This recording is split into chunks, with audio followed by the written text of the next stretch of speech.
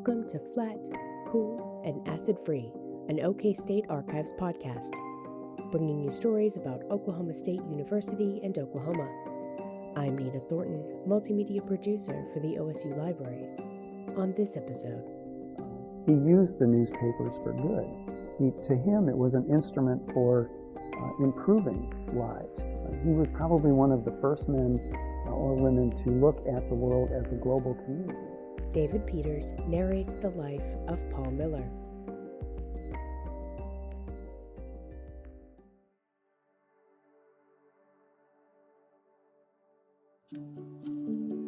In the town of Diamond, Missouri, September 28, 1906, the Reverend James and Clara Miller had their first child. They would name him Paul. Reverend Miller raised his family with traditional Christian values and an appreciation of the simple things in life.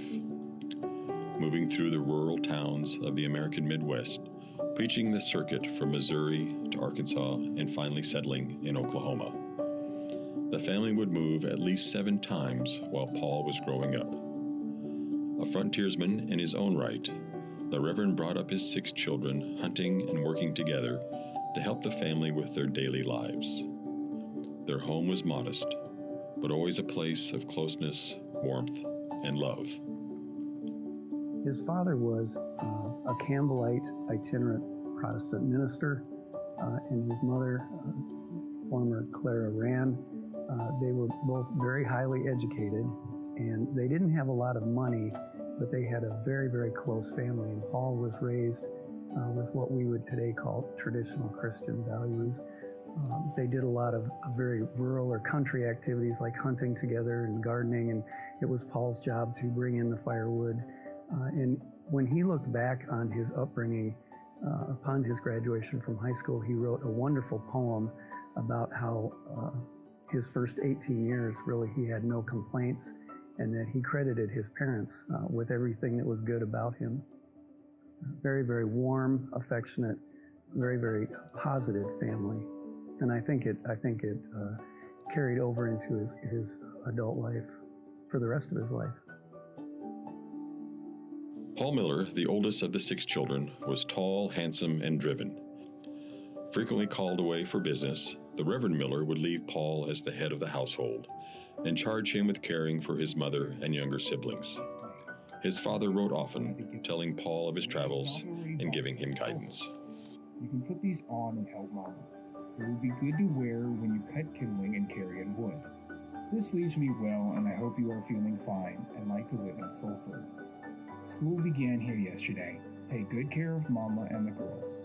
You will have to take my place while I am away. Goodbye. Write me a letter, your Papa.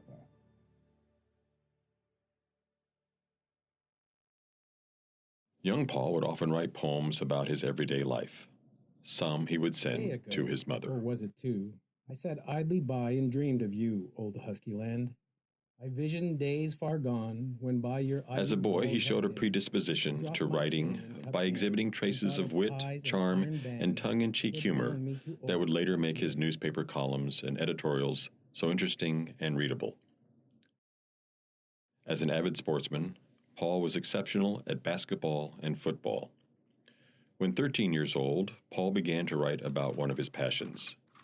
As his first experience in publishing, Paul created the first volume of The Boy Sportsman in August of 1920. Shortly after, he published The Boy Athlete, Every Boy's Magazine. On the cover, he proudly printed Paul Miller, editor, Quapaw, Oklahoma. In writing about his world, Paul had found his passion. His time in high school and through college was consumed with newspapering, and through hard work, perseverance, and the numerous professional connections he made at that time, Paul would earn himself a spot with the Associated Press. One busy afternoon in the press room, Paul would meet the woman who would become the love of his life. Through a partition, Paul saw Louise Johnson, a writer for the Ohio State Journal. Paul, the man who had spent his youth writing poetry, left a simple note on Louise's typewriter asking, "What can a lonely newspaperman do in Columbus on his night off?" Louise matched Paul's note with one of her own.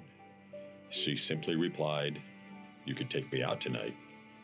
Shortly after their first date, the newspaper couple would be married. The couple would have 4 children starting in 1934. Their first, Rand Miller, was born in New York. The birth of their only daughter, Jean, was followed by Paul Jr. and Kemper.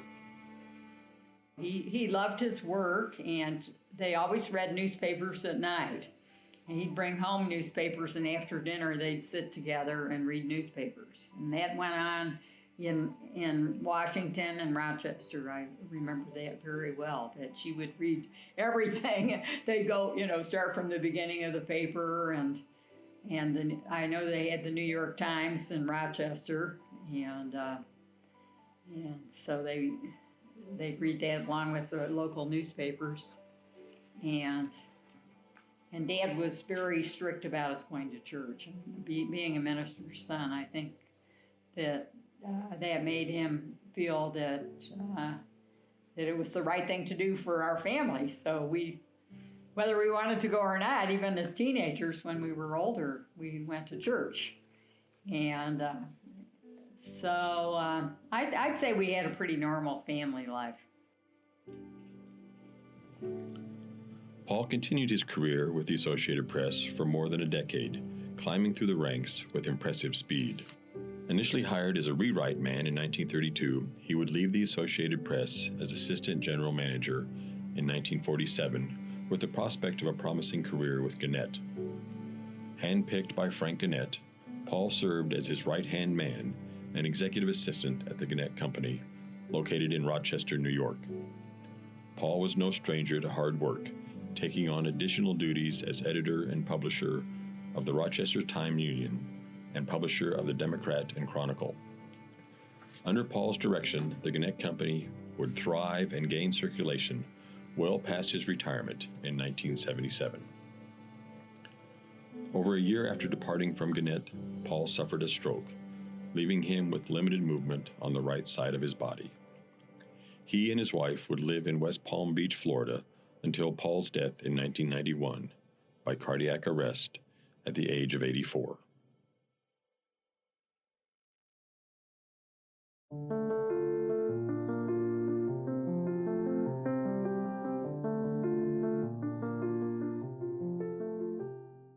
From a very young age, Paul started writing. Whether it was poetry for his mother or letters to his father, he was a natural wordsmith. During high school, he took a position as editor with the WWII, the Pawhuska High School newspaper in Pawhuska, Oklahoma. Paul's time spent at his high school newspaper would not go unnoticed. Impressed with Paul's editorship, innovation, and creativity, the editor of the Daily Okollegian, the campus newspaper at Oklahoma Agricultural and Mechanical College, now Oklahoma State University, sent a letter asking Paul to attend a banquet at the college. C. Walker Stone wrote to Paul saying, "Under the auspices of the College Press Club, I have been authorized to invite 12 male editors of high school newspapers to the Gridiron Banquet." Walker invited Paul, along with 11 other male high school editors, to a Gridiron Banquet, which Paul attended, and they hit it off immediately. Stone invited Paul to join the Kappa Sigma fraternity, which he did, and enrolled in Oklahoma A&M that fall. And their friendship endured for decades. Mr. Stone met Paul's parents, who just adored him in 1972. Both of them, in the same ceremony, were awarded the Henry G. Bennett Distinguished Service Award at Oklahoma State University. So they're just a lifelong friendship. Of course, Walker Stone became the editor of the Scripps-Howard newspapers. And so he, as well as Miller, both had very, very successful newspaper careers.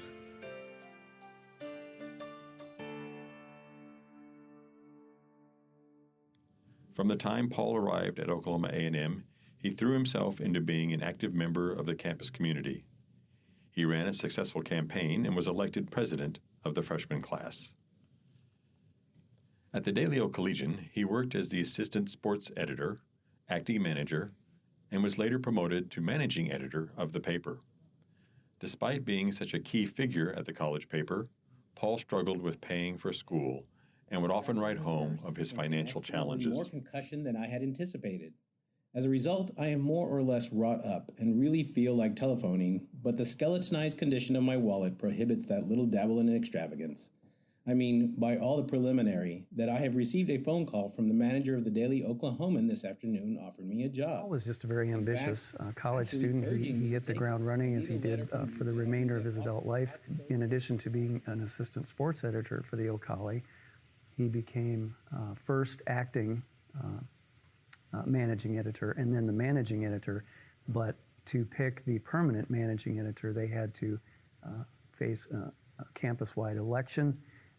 Paul ran against his erstwhile colleague, Otis Wiley, and lost, unfortunately, by 24 votes out of 1,774 cast.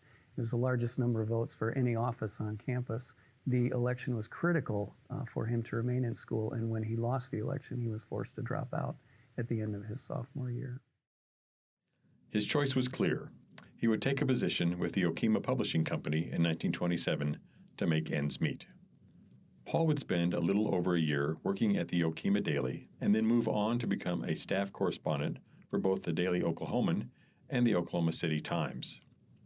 Now on his feet financially, he would find himself returning to Oklahoma A&M to write for the Stillwater News Press and complete his degree in 1932. Even before completion of his degree, his talent was noticed by some significant names in the newspaper industry. Leon Durst, Oklahoma City Associated Press bureau chief, was quoted saying, "Here is a man the Associated Press should have." I think from the start, when he worked on a newspaper as a student, that was what he always wanted to do. At only 25 years old, Paul was offered a position that would propel his career to the Associated Press offices in Columbus, Ohio. On March 1st, 1932, Paul received his first assignment for the Associated Press. As a personal goal, Paul set out to meet 2 new people every day and would often use the game of golf to network. Paul would climb through the ranks of the Associated Press, thrusting him into the newspaper limelight.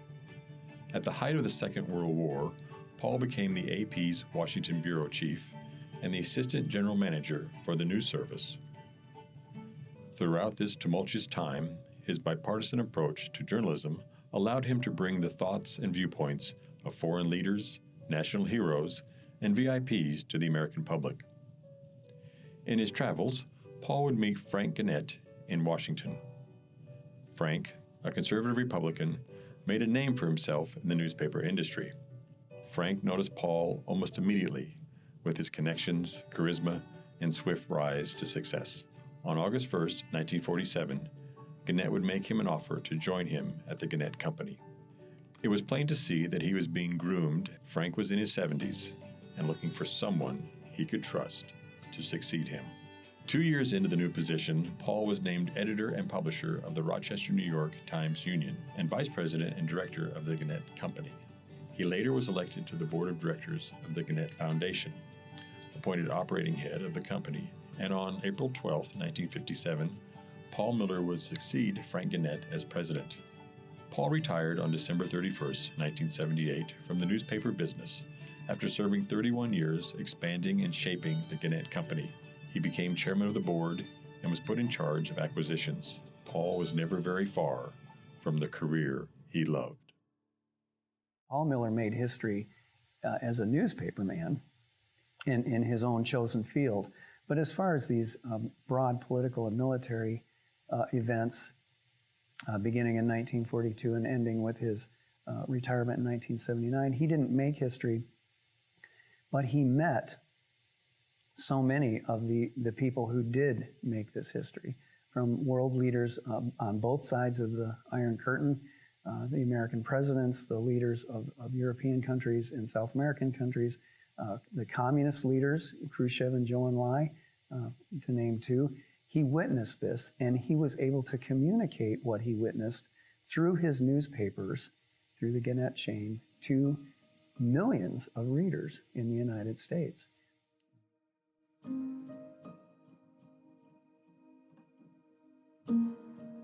Paul's early work had set him on a path to meet some of the most influential people of his time. In June of 1942, Miller's career brought him to Washington, D.C. There, he found himself bureau chief of the AP in the nation's capital at the height of the greatest global conflict the world had seen. During the war, Miller never served as a foreign correspondent. As the conflict came to a close, access to air transportation grew, and Miller's knack for being in the right place at the right time reached a new level. Paul's first overseas trip was in 1945, immediately following the Japanese surrender. He was one of 3 journalists invited on board the inaugural trip of the Globester, Pan Am's first round-the-world route. The week-long trip covered over 23,000 miles. Paul and the other reporters provided dispatches at each stop along the way. I think it began to occur to him how important it was for a man in his position to understand the world and to be familiar with more than just the United States. So I think that was one of his primary motivations. Also, he just loved traveling. He just loved traveling. The nature of his position and the extent of his mobility provided Paul with access to leaders, trendsetters, and celebrities around the world. His charm and open nature led these insiders to share amazing stories and insights, even befriending Paul. Many of these stories made their way into Paul's reporting. Others he kept in his private papers, now housed in the Oklahoma State University archives. Presidents, high-ranking military personnel, and ambassadors were among those who chose to confide in Paul. Almost all of these briefings were off the record. They would speak about things that were not for public dissemination yet, but they wanted these high-placed newspaper people to understand what the United States government was doing both militarily and politically during the war. Paul recognized the significance of these confidential briefings, and he began to document these meetings, forwarding memoranda to Kent Cooper in New York City. Topics documented in these confidential files were diverse and high impact. The briefers discussed battle fatigue, now known as PTSD, the selection of Hiroshima and Nagasaki as bomb sites, and the beginning of the Cold War. Often other reporters who received similar briefings would send their own confidential memoranda to Paul. He kept these, filing them away for future reference, waiting for the time when he was allowed to finally print them and attribute the source. A very patriotic American, Paul never published anything he wasn't allowed to by any of these briefers. Paul was truly a witness to history. Throughout his 30-plus years as a Cold War journalist, he observed and participated in many of the world's most dramatic and impactful events. His international interviews read like a who's who of the time. 1949. In the wake of the Berlin airlift, Paul travels to Berlin in a military transport filled with coal for the Berlin residents, reporting back with his first-hand accounts. 1950. Paul takes his first trip to South America, where he meets with Juan and Eva Perón. 1951. Paul returns to Europe to interview Dwight Eisenhower, following up on a rumor that Eisenhower planned to run for president. 1954. The CIA installs strongman Carlos Castillo Amas in Guatemala. Paul makes a point to meet the man in person, determined to learn more about this new reactionary regime. 1956. Paul takes what is perhaps his most important trip to date. He travels to London, where he speaks with Sir Anthony Eden, the British Prime Minister. The two discuss the Suez Crisis. Eden lays out Britain and France's case for occupation. Paul fact-checks the conversation by flying to Cairo to survey the situation for himself. To the surprise of many, he reports back that the Egyptians were operating the canal as efficiently as the British and French had. 1960. Before Cuba was closed to Americans, Paul visited Havana on a fact-finding mission. 1962. Following a White House dinner with friend John F. Kennedy, Paul flies to Russia, where he interviews Nikita Khrushchev. Upon his return, Paul shares his impressions with the president. 1965. He returns to England to attend the funeral of friend Winston Churchill. 1972. With his good friend Richard Nixon, Paul and his wife travel to China. There they meet with the Chinese Premier Zhou Enlai. During the same trip, Paul establishes, for the first time in 22 years, regular news exchanges with the Chinese news agency Genois. Paul certainly was not blind to the oppressive actions of individuals like the Perrons, Armas, and Khrushchev, but he was able to balance an issue and not see it through the lens of his political ideology. Paul was able to share personal observations and put them into words that his readers back in the States could relate to. Paul's approach and open-mindedness gave a human face to public figures who were more often painted in only an unflattering light. I don't think no, I think he tried to be bipartisan because I think you feel more relaxed if you don't talk about what you're, how you feel about it. I think being a good reporter is really to interview somebody and get what you can out of that person and not give your views so much. So he didn't let his personal political philosophy interfere with his reporting or journalism. No, I don't think he showed that he was biased. If he thought that if he was biased, he didn't let people know that. Famous people didn't. He used the newspapers for good. To him, it was an instrument for improving lives, not only locally, but he was probably one of the first men or women to look at the world as a global community. He probably developed this idea going all the way back to 1945 when he had taken his first round-the-world trip. And from that point on, he took great pleasure in educating Americans about what was outside the borders of this country. But at the same time, he could also be very, very devoted to a very small, relatively speaking, issue in Rochester, New York. The complete Paul Miller collection can be found at bit.ly/Paul Miller Collection.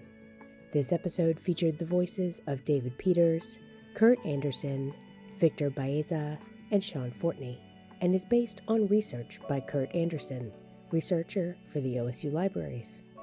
Script produced by Kurt Anderson, Bonnie Kane Wood, Anthony Jones, and David Peters. This episode was produced by Nina Thornton. Additional library podcasts can be found at bit.ly/OK